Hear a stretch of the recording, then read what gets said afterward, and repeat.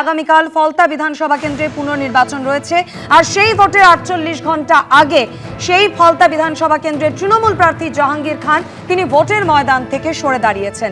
পালা বদলের পর জাহাঙ্গীর খানের বিরুদ্ধে সামনে আসতে শুরু করেছে একাধিক অভিযোগ। এরই মধ্যে হরিণডাঙ্গা 2 নম্বর গ্রাম পঞ্চায়েতে জাহাঙ্গীরের বিরুদ্ধে বিক্ষোভ দেখালেন স্থানীয় বাসিন্দারা।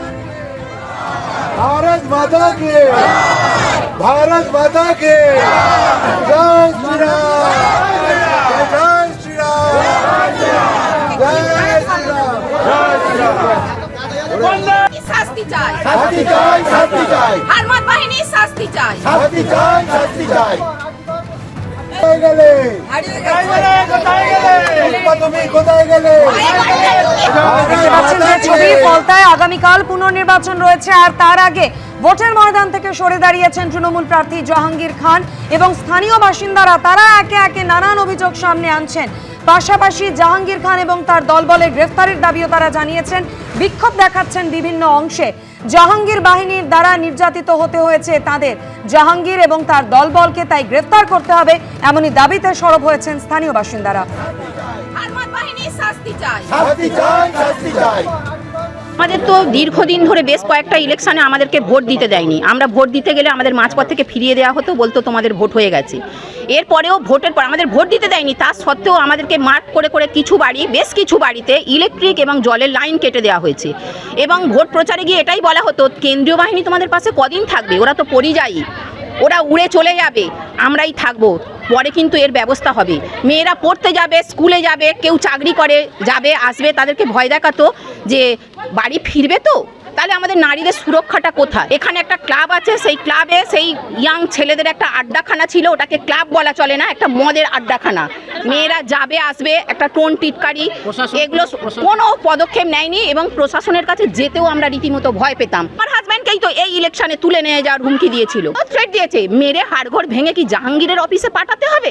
না, তুমি বিজেপির হয়ে প্রচার করছো। তারপরে যে পাওয়ার যোগ্য ঘর বাড়ি, ধরুন যেটা আবাস যোজনায় ঘর পাওয়ার কথা তাকে দিত না, বিধবা ভাতা, বার্ধক্য ভাতা, 100 দিনের কাজ যারা পাওয়ার যোগ্য তারা পেত না।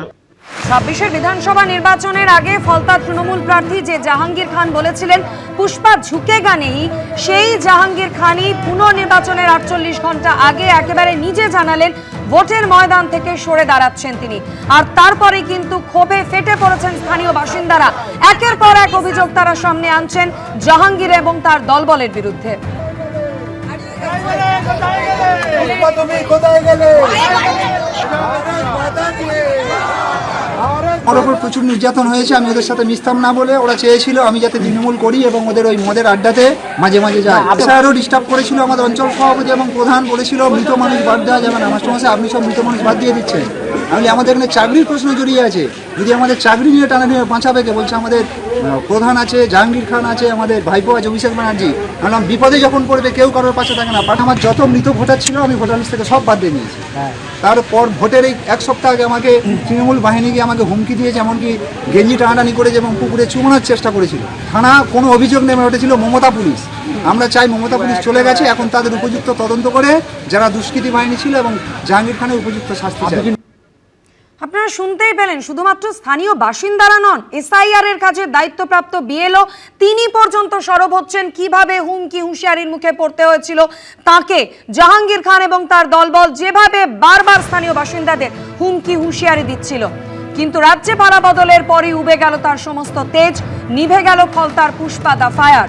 শুধু ঝুঁকলেন না, পুনর্নির্বাচনের মাত্র 48 ঘন্টা আগে ভোটের ময়দান থেকে পালিয়ে গেলেন ফলতার তৃণমূল প্রার্থী জাহাঙ্গীর খান। আগামী 21শে মে যে রিপোল আছে, সেই রিপোলের কন্টেস্ট থেকে আমি নিজেকে দূরে সরিয়ে নিলাম, ফলতার মানুষের স্বার্থে, ফলতার উন্নয়নের স্বার্থে, ফলতার শান্তি রক্ষার স্বার্থে। তবে শুধু ময়দান ছেড়ে পালিয়ে যাওয়াই নয়, পাশাপাশি জাহাঙ্গীর খানের মুখে শোনা গেল শুভেন্দু অধিকারীর প্রশংসাও। আমি চাইবো ফলতার শান্তিতে থাকুক, সুস্থ থাকুক, ভালো থাকুক এবং ফলতায় আরও বেশি বেশি উন্নয়ন হোক। তাই সোনার ফলতা হোক, এটাই আমার স্বপ্ন ছিল। তাই আমাদের সম্মানীয় মুখ্যমন্ত্রী ফলতা উন্নয়নের জন্য স্পেশাল প্যাকেজ দিচ্ছে। আর জাহাঙ্গীর খানের ভোটের ময়দান থেকে এভাবে পালিয়ে যাওয়া নিয়ে কটাক্ষ করেছেন মুখ্যমন্ত্রী শুভেন্দু অধিকারী। ভাইপো বাবু এলেন না কেন প্রচারে? আপনার প্রার্থী কোথায়? সকল সেলফ ডিক্লেয়ার্ড পুষ্পা সে নির্বাচন থেকে নাম প্রত্যাহার করে নিয়েছে। উপায় নেই, পোলিং এজেন্ট পাবে না জানে, তাই শেষ দিনে পালিয়েছে। যে জাহাঙ্গীর খান পুনর্নির্বাচনের মাত্র 48 ঘন্টা আগে ভোটের ময়দান থেকে সরে দাঁড়াচ্ছেন, নিজেই জানাচ্ছেন সে কথা, সেই জাহাঙ্গীর খানই কদিন আগে সিনেমার ডায়লগ ধার করে কিভাবে হুমকি দিয়েছিলেন দেখুন। উনি যদি নিজেকে সিংহ মনে করে সিনেমার আর্টিস্টে, আমরাও পুষ্পা ঝুঁকে গানি, আমরা ঝুঁকবো সাধারণ মানুষের কাছে, আমরা ঝুঁকবো গণদেবতার কাছে, কোনো দিল্লির পুলিশ বা বিজেপির দালালদের কাছে আমরা মাথা নত করবো না। গত শনিবারই ডায়মন্ড হারবারে দাঁড়িয়ে জাহাঙ্গীর খানকে হুঁশিয়ারি দিয়েছিলেন মুখ্যমন্ত্রী। কোথায় পুষ্পা, কোথায় আপনি? দেখতে পাওয়া যাচ্ছে না? আমার উপরে ছেড়ে দিন, আমার উপর ছেড়ে দিন, আমি ওর দায়িত্বটা নিয়ে গেলাম। আগামীকাল ফলতা বিধানসভা কেন্দ্রে পুনর্নির্বাচন রয়েছে, তার 48 ঘন্টা আগে ময়দান থেকে সরে দাঁড়ালেন তৃণমূল প্রার্থী জাহাঙ্গীর খান। আর গতকাল তৃণমূল কংগ্রেসের তরফে পোস্ট করে বলা হলো, ফলতা পুনর্নির্বাচন থেকে সরে দাঁড়ানো নিয়ে জাহাঙ্গীর খান যে সিদ্ধান্ত নিয়েছেন সেটা তার ব্যক্তিগত সিদ্ধান্ত, দলের নয়।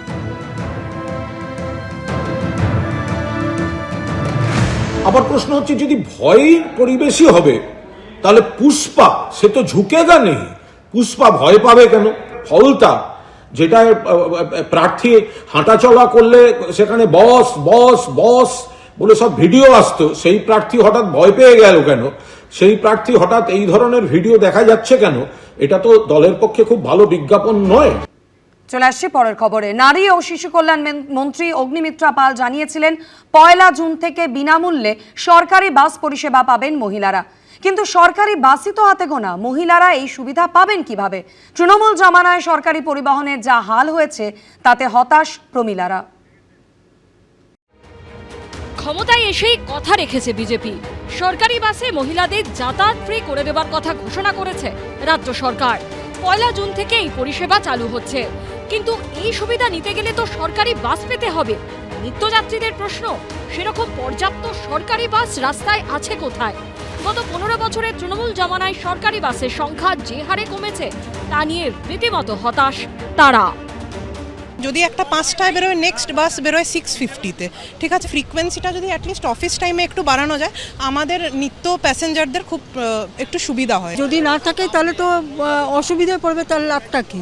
সুবিধা হবে কিন্তু ফ্রিকোয়েন্সিটা তো বাড়াতে হবে। খালি বলে দিলাম এসি দিচ্ছে এই দিচ্ছে, কিন্তু সংখ্যাটা বাড়াতে হবে। গত কয়েক বছরে ভাড়া বাড়েনি ঠিকই, কিন্তু সরকারি বাসের সংখ্যাও ছিটে ফোটা বাড়েনি, উল্টে উল্লেখযোগ্য হারে কমেছে। বেশ কিছু রুটে সরকারি বাস চলাচল কার্যত বন্ধই হয়ে গেছে, সরকারি বাস সংস্থাগুলো ধুঁকছে।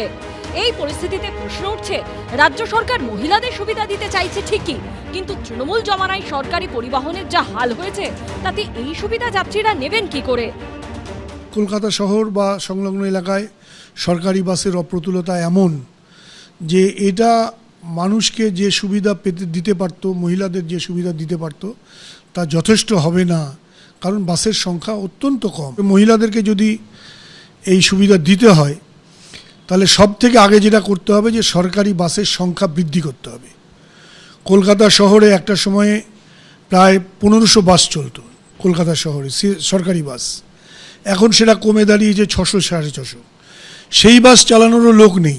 বাসের সংখ্যা ভীষণ কম। আগে তো বাসের ভাড়া বেশি ছিল না, কিন্তু যদি সংখ্যায় বাসের সংখ্যা না বাড়ানো হয় তাহলে এই ফেসিলিটি দিয়েই বা কী লাভ হবে? আমি রাজ্য সরকারের কাছে নিবেদন করব যে যেন এই বাসের সংখ্যা বাড়ানো হয়। রাজ্যের সরকার বদলেছে, এবার কি হাল ফিরবে সরকারি বাস পরিষেবার? বিনামূল্যে সরকারি বাস পরিষেবার সুবিধা যাতে যথার্থভাবে সকলে নিতে পারেন, সেরকম পর্যাপ্ত বাস নামবে রাস্তায়। ঐশী মুখোপাধ্যায়ের রিপোর্ট, এবিপি আনন্দ, কলকাতা। এবিপি আনন্দ, এগিয়ে থাকে, এগিয়ে রাখে।